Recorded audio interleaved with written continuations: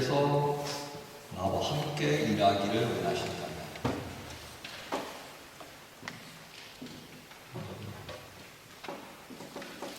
내가 어떻게 해야 될까 이 말입니다. 주께서 나와 함께 일하기를 원하신다면 하려면 하세요 이게 아니라 아우 그러세요 그럼 제가 어떻게 해야 되나요?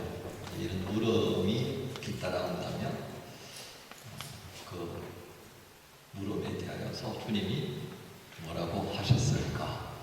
라고 하는 것은 오늘 마가가 증거하는 복음서 마가복음 16장의 말씀 중에서 듣는 시간이라 하겠습니다. 여러분 아직 공부하는 기간이 대부분이기 때문에 우리 고성원들이 그렇죠. 직장을 찾는 사람들의 그 아픔에 대해서는 잘 모르실 것 같아요. 직장을 찾는 사람. 저희 큰아들이 이번에 이제 조만간 졸업하는데요. 뭐 취직을 하려고 이런저런 고민을 했었던 적이 있습니다. 한 3번을 떨어졌어요. 그 3번 중에 2번은 그래도 뭔가 좀 2차, 3차까지 시도를 해봤는데 어떤 경우는 서류 심사에서 떨어져 버린 경우도 있더라고요. 그날은 풀이 좀 주고 있더라고요. 그런데 그 다음에 많이 뭐라고 그러냐면 자기 연구소에 친구들을 보면 100번 정도 시도를 한 이들이 있더라는 거예요. 결국 안 되어가지고 다른 학위 가서 그렇게 좀 공부하는 기간을 연장해야 하는 그런 친구들도 있다. 너무 그게 스트레스가 심해서 우울증 약까지 먹었던 그런 친구들의 이야기를 하면서 에이 이제 나는 3번인데 뭐 그러면서 애써서 위로하는 모습을 보았습니다. 구직자들의 어떤 애환을 정말 가까이에서 제가 볼 수 있는 셈이죠. 인터넷에 들어가 보면 이런 구직자들의 이야기가 참 많이 회자되고 있습니다. 그 구직자의 얘기를 제가 잠깐 소개하려고 하는데요. 한 구직자가 이런 글을 올렸습니다. 구직이 뭐냐라고 정의를 한번 내렸는데요. 저는 구직은 하나의 구원의 과정이 아닐까? 이렇게 표현합니다. 그만큼 학교를 졸업하거나 했거나 그러면서 일자리를 찾는 것, 자기를 불러주는 직장을 찾는다는 것이 얼마나 힘들고 그것이 계속 안 될 때에 오는 어떤 아픔들, 그것이 나중에는 그 아픔이 너무 깊어가지고 자기의 존재 이유까지도 흔들어버리는 그런 어려움증에 봉착한다는 거예요. 그러니까 그런 경험을 한 사람들이 우리 회사 와서 이제 다음 달 1일부터 일하세요 라는 소식을 들으면 그게 뭐 같다고요? 구원이다, 구원. 예. 그 마음이 느껴지십니까, 여러분? 예. 정말 난 일하고 싶은데 나를 불러주는 데가 없어요. 그 우울증까지 걸렸던 사람이 어느 날 회사로부터 연락을 받아서 다음 달 1일부터 일하세요. 그 소식을 듣는 것. 주님을 만난 그 구원의 감격과 비견될 수 있겠다를 말하는 거예요. 그래서 이 구직이 뭐냐? 구원의 과정 같습니다. 라고 말합니다. 그러면서 이 구직자가 자기는 이력서를 참 많이 쓴다고 그래요. 어떻게 할 수 없으니까. 그래서 이력서를 쓰는데 거기에 꼭 3가지 질문을 넣는다고 합니다. 그 첫 번째 질문이 뭐냐면 당신들은 제가 찾고 있는 그 뜨거운 열정을 가진 사람입니까? 이렇게 묻습니다. 누가 누구를 찾는 거예요 지금? 근데 구직자는 그렇게 표현합니다. 제가 찾고 있는 그런 열정을 가진 사람들입니까? 두 번째 질문도 이렇게 합니다. 저와 함께 하시겠습니까? 그리고 세 번째 질문을 이렇게 합니다. 제가 가진 역량은 정말 보잘것없지만 저와 함께 하면서 뭔가를 좀 만들어 가 보시지 않겠습니까? 이 3가지 질문을 항상 그 이력서에다가 자기 소개를 하면서 쓴다고 해요. 자, 여러분이 만약 인사 담당자라고 한번 생각해 보세요. 이 이력서, 자기소개서를 받아서 읽고 있다가 이 질문을 받아들였다면, 이 질문을 읽게 되었다면 여러분들 어떤 생각을 하게 될 것 같아요?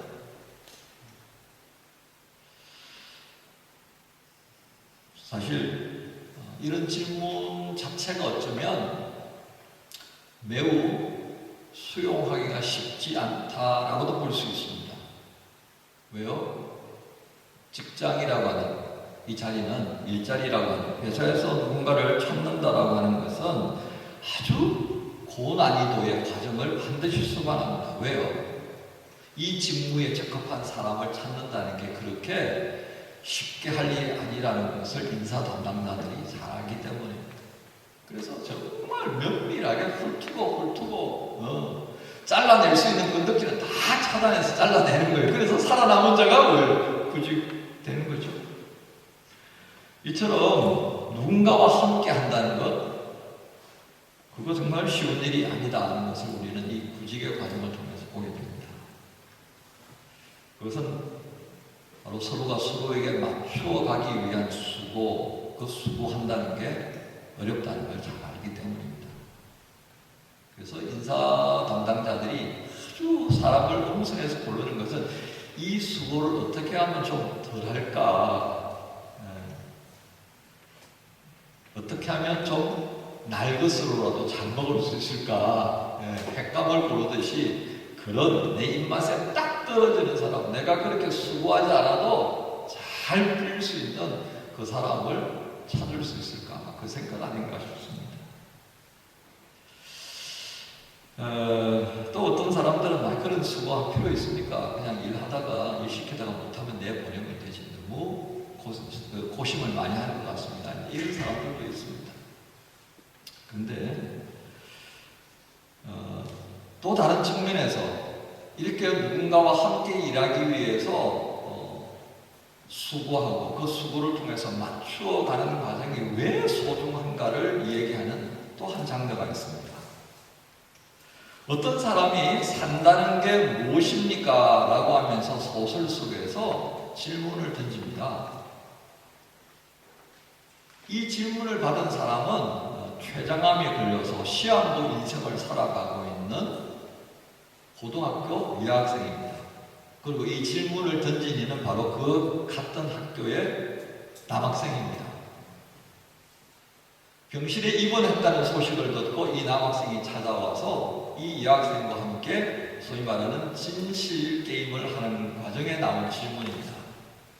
산다는 게 뭐지? 이렇게 질문을 던지니까 이 여학생이 이렇게 말합니다. 산다는 것은 누군가와 마음을 나누는 것이고, 산다는 것은 누군가와 관계를 맺는 거다. 나는 그렇게 생각해. 여러분, 이 췌장암을 앓고 시한부 인생을 살아가는 이 여학생이 산다는 것에 대한 답을 해준 것과 앞에서 한 구직자가 던졌던 세 가지 질문, 소위 누군가와 함께 하기 위해서 수고할 준비가 되어 있다면 내가 그 자리에서 당신과 함께 해볼 기회를 주시겠습니까? 하는 이것과 함께 연결해 볼 수 있지 않겠나 싶습니다. 소위 말하는 우리의 삶의 자리에서 누군가와 함께 한다는 것은 필연적일 수밖에 없다는 겁니다. 함께 한다는 건 해도 되고 안 해도 되고, 그게 아니라 우리가 살아간다는 것을 생각하면, 삶을 생각한다면 누군가와 반드시 뭔가를 할 수밖에 없다는 거예요. 이게 필연적 상황이라고 한다면 그 다음에 우리가 어떻게 바라봐야 하겠습니까? 삶의 자리에 있어서 그러면 누구와 함께 이 수고를 해야 하겠느냐라는 물음이 되겠습니다. 마가는 오늘 16장 14절부터 20절까지의 말씀을 통해서 복음을 전할 때 이 제자들이 복음을 전하기 있어서 예수님께서 그들과 함께 역사하셨다라고 하는 표현을 20절에 사용합니다. 그 말은 다르게 표현하면 하나님께서 예수 그리스도를 통해 이 제자들이 복음을 증거하는 그 모든 것에 협력해 주셨고 그 복음 증거에 힘을 실어 주셨다 라고 표현될 수 있는 것입니다. 자, 이런 장면들의 연결성상에서 우리가 주목해야 될 부분은 이렇게 제자들이 복음을 전할 때 협력해 주시고 그들의 복음을 더 강화시켜 주었던, 더 증거가 되어질 수 있도록 그 복음 증거 말씀에 힘이 되어 주셨던 그 이유가 뭘까라고 하는 부분입니다.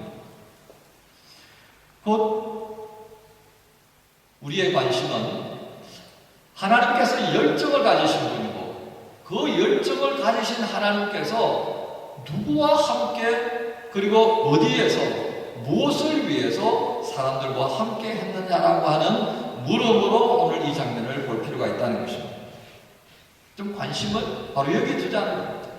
바로 이 관심은 우리로 하여금 제자들뿐만 아니라 여러분도 저도 예수님과 함께 일할 수 있는 기회를 제공하기 때문입니다.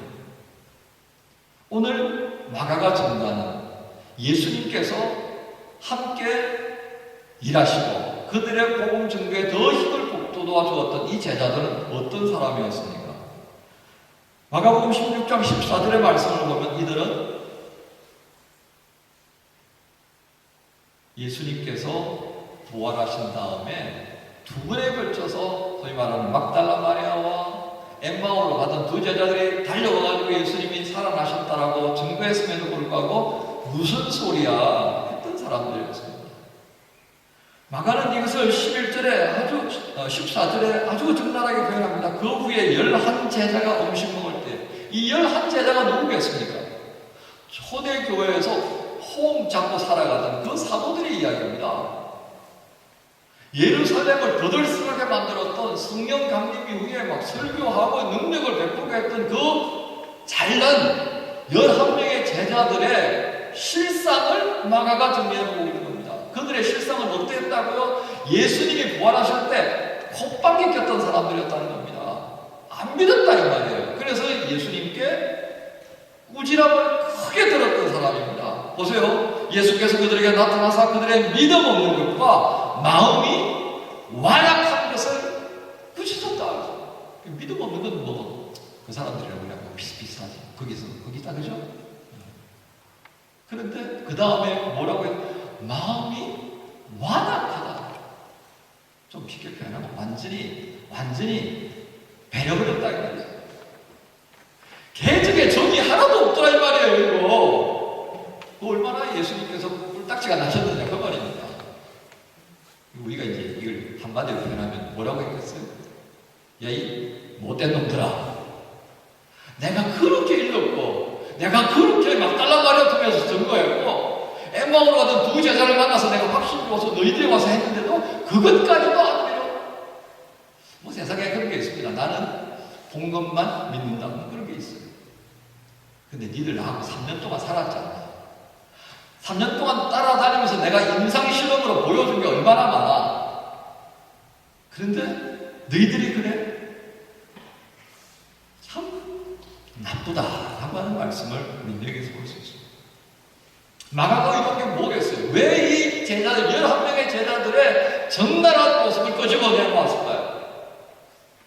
초대교회 멋진 그 사람들, 복음 증거를 위해서 마지막 일생을 불태웠던 그 사람들 과거에 별것 아니었다는 얘기예요. 별것 아니었다. 지금 좀 위대하게 보이는 것 같지만 그 별것 아니었다 이거예요. 그런데 그 별것 아니었던 이 사람들을 예수님께서 어떻게 하셨다? 함께 협력하셨다. 그들의 증거하는 복음에 힘을 실어줬다. 아니 도대체 무슨 일이야? 아니 나 같으면 크게 나무랬으면 다시는 안 돌아올 것 같은데 무슨 일이 있었지?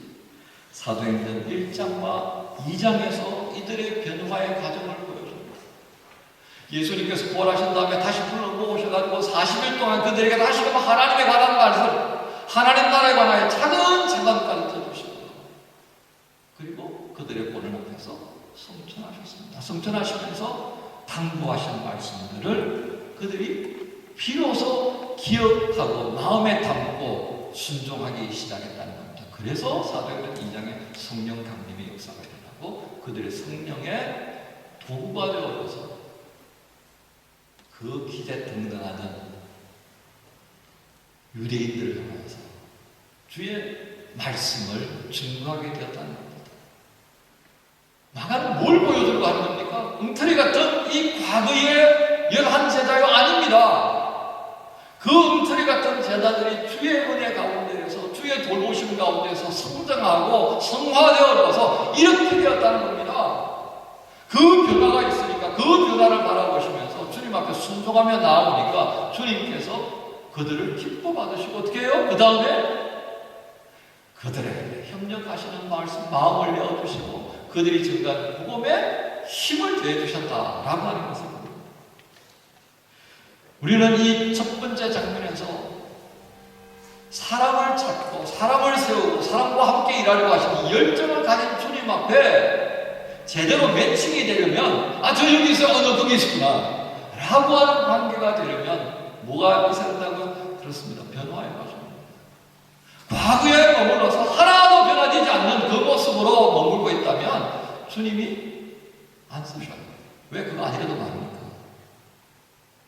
그거 아니라도요, 그 잘난 사람들 아니라도요, 주의 은혜를 귀하게 여기고 이방인 가운데서도 주의 말씀 앞에 엎드리고 기도하며 살아가는 수많은 사람들을 사도행전에서 기록해주고 있습니다. 바로 그들이 있다는 거예요. 주님은 어떤 사람들과 함께 매칭해서 일하신다고요? 주님이 누구에게 함께 하시면서 그를 힘을 되어주신다고요? 그렇습니다. 변화하는 사람들, 주의 말씀 앞에서 변화하는 사람들, 주님 앞에 순종의 삶으로 나아가는 그 사람들과 함께 협력했다고 하는 사실을 바로 이 구중받았던 제자들을 통해서 우리에게 보여줍니다. 두 번째입니다. 마가복음 16장 15절부터 16절까지 복음을 전파하는 제자들을 다시금 불러 세워서 이 일을 맡깁니다. 그런데요, 이 복음을 증거하게 하시면서 그냥 말로만 때우셨습니까? 아니었습니다. 여러분 15절 16절을 가만 들여다보세요. 그 속에 어떤 말씀이 있습니까? 너희는 온천에 다니면 만민에게 복음을 전파하라 라고 해두시고, 그리고 믿게 되면 어떤 결과, 안 믿게 되면 어떤 결과가 있을 것을 말씀하시면서 17절부터 18절까지 이 복음을 전하는 제자들에게 주시는 능력이 있을 것이다 라고 말씀해 주십니다. 이 능력을 주시는 이 장면, 어디서 많이 본 것 같지 않습니까? 출애굽기 3장에서 하나님께서 모세를 부르시고 어떻게 하셨습니까? 그냥 가, 그렇게 하셨습니까? 아니었습니다. 나 못 가요. 어떻게든 핑계대고 안 가려고 하는 모세였습니다. 사람의 마음은 다 똑같아요. 이번 우크라이나 전쟁에 관해서 소식들이 있는데, 며칠 전에 우크라이나 남부 지역에서 몰도바 국경을 통해서 넘어가려고 하는 아주 건장한 체격의 여인을 붙잡습니다. 근데 알고 보니까 목소리가 이상해. 체격이 너무 커. 그래가지고 조사를 해보니까 여장을 한 남자였어요. 남자. 왜 그러냐고 했더니 자기가 이번에 징집 대상으로 통지를 받았다 이거예요. 그래서 군대 끌려가면 죽을 것 같아서 그 두려움 때문에 내가 몰도바로 도망가려고 이렇게 여장을 하고 가는 중이었습니다. 참 이유가 많다, 그렇죠? 모세도 마찬가지입니다. 안 하고 싶은 거예요. 어떻게든 도망가고 싶은 거예요. 그런데 하나님께서 어떻게 했다고요? 능력을 주십니다. 능력만 주셨습니까? 아론 형님까지 붙여줘 버렸어요. 사람까지 붙여줍니다. 능력 주시고 사람까지 붙여줬으니까 더 이상 도망갈 길이 없게 됩니다. 모세를 하나님께서 그렇게 쓰십니다. 오늘 우리가 이 장면을 통해서 보게 된 것이 있습니다. 그것은 뭐예요? 성경에는 하나님께서 사람 세워놓고 그냥 내보내는 하나님이 아니더라 이거예요. 구약에서도 그렇게 하지 않으셨고 신약에서도 그리 않으셨다고 말해요. 말씀만 합니다. 꾸중 바가지로 먹었던 이 제자들이 변화적으로 주의 말씀에 붙들리고 복음 전하는 사람이 되었던 그 과정에 또 한 번 능력도 더하여 주셔서 일하게 하시는 이 모습. 우리는 오늘 이 장면을 통해서 무엇을 볼 수 있어야겠습니까? 주님께서 그 열정을 가지시고 누군가만 찾으시는데요, 우리의 본질 뻔히 아신다는 겁니다. 그래서 하나님의 열정으로 우리를 몰아붙이시는 것이 아니라 하나님의 열정에 참여하는 그 사람들에게 능히 맡겨주시는 일들을 감당할 수 있도록 뭘까지 주신다고요? 능력까지 주신다는 것을 우리가 볼 수 있어요. 세상의 구직과는 다르죠? 세상은 어떻습니까? 내가 가지고 있는 거 뽑아먹으려고 생각합니다. 그런데 하나님은 어떻게 해요? 내게 일 맡기시면서 잘할 수 있도록 필요한 것을 공급해 주시는 분이시더라는 겁니다. 하나님이 나와 함께 하시고 이렇게 하신다고요? 하나님이 우리 교회와 함께 일하시고 어떻게 하신다고요? 필요한 것들을 주신다는 걸 볼 수 있어야 합니다. 얼마나 감사해요? 하나님과 함께 일하면서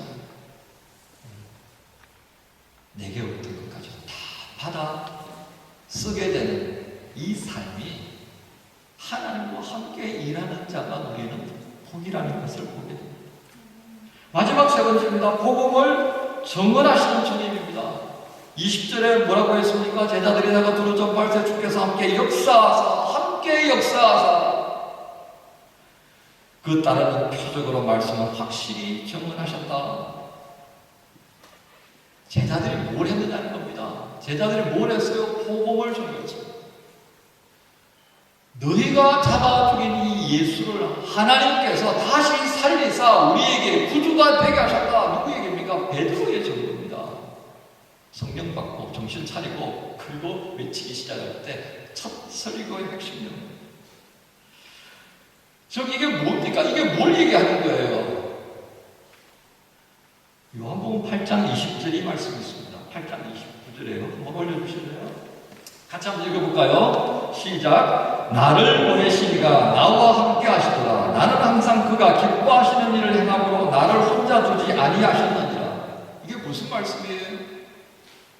성부께서 예수님 보내놓고 성육신하고 십자가를 달고 그 모든 과정들 한번 잘 감당하시게. 이게 아니었다는 겁니다. 함께 하셨어요. 그 함께 하시는 두 분의 모습, 그게 어디로까지 이어져가고 있다고요? 예수님과 제자들에게까지 연결되어 있습니다. 참 감사하죠. 오늘 말하는 바로 이것을 우리에게 말합니다. 제자들이 이제 비로소 자기들이 하고 싶어 하는 그 일을 위해서 예수님 쫓아다니는 것이 아니라 이제는 주님께서 원하시는 그 일을 위해서 헌신하고 증거하고 쫓아다니기 시작하니까 그 삶의 자리에 주님께서 함께 하셔서 어떻게 했다고요? 응원해 주시는 거예요. 격려해 주시고 지지해 주시고 힘을 실어 주셨단 말이에요. 사도행전 7장인가요? 스데반이 죽을 때 어떻게 합니까? 주님께서 일어나셔서 스데반을 응원하시는 장면을 우리에게 보여줍니다. 이게 주님이 현장에 보내놓고 하시는 모습입니다. 만약에 주님이 함께 하지 않는다는 것은 반대로 어떤 의미예요? 자기 과신하는 겁니다. 복음은 제쳐두고 하나님 나라 이름 제쳐두고 자기 이름 내고 자기 명예 더럽히는 그 일에 주님이 힘을 안 실어주신다고 말로 바꿀 수가 있겠습니다. 여러분, 지난주 부활절을 통해서 여러분은 주님이 다시 사셨음을 기뻐하시면서 성찬에도 참여하고 공동 식사에도 참여하셨습니다. 여러분, 뭘 느끼셨어요? 함께 뭘 먹는다는 것은 어때요? 좋은 일입니다. 그런데요, 그 함께 하기 위해서 많은 이들이 수고했다는 것도 아실 것이라 생각됩니다. 함께 하니까 어때요? 함께 수고하니까 어때요? 그렇게 해서 나아지는 결과물들은 우리 모두를 즐겁게 합니다. 주님이 애써서 열정을 가지시고 우리 우리와 함께 하려는 이유가 바로 여기에 있는 것을 잊지 않아야 합니다. 함께함을 통해서 우리의 기쁨이 더하게 하려는구나.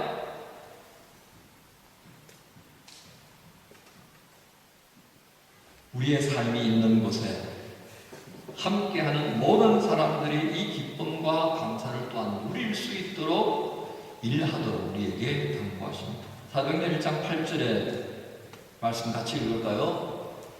시작. 오직 성령이 너희에게 임하시면 너희는 예루살렘과 온 유대와 사마리아와 땅끝까지 이르러 어떻게 해요? 내 증인이 되리라. 땅끝까지 이르러서 너희들이 있는 이금 예루살렘으로부터 시작해서 가보지 않은 그 곳까지 가서 내 증인이 되라. 주님이 어떤 분이에요? 원하신 주님. 하나님 나라에 관한 일들을 증거하라는 것이죠. 이 제자들에게 주신 말씀은 우리에게도 함께 이어지는 것을 알아야 하겠습니다. 예수님께서는 우리 역시 부활의 증인, 복음을 증거하기를 원하십니다. 복음을 확신합니다. 예수 그리스도의 부활을 확신한다면 주께서 강구해 주신 이 말씀에 아멘 할 것입니다. 이 사명의 자리에 주님이 함께 하신다는 것을 과거가 우리에게 당부합니다. 그러므로 주님이 함께 하시는 사람, 주님이 함께 하시는 자리는 어떤 자리가 되겠습니까? 복음을 위하여서 일하는 사람들, 복음을 위하여서 주님께 헌신하고 순종하는 사람들, 그리고 그들이 머물러서 복음을 증거하는 바로 그 자리에 주님께서 협력하시고 주님께서 북돋아 주시고 주님께서 힘을 실어 주신다는 것을 우리가 보아야겠습니다. 우리에게 이제 부활절 이후에 남아있는 과제가 결국 무엇이겠습니까?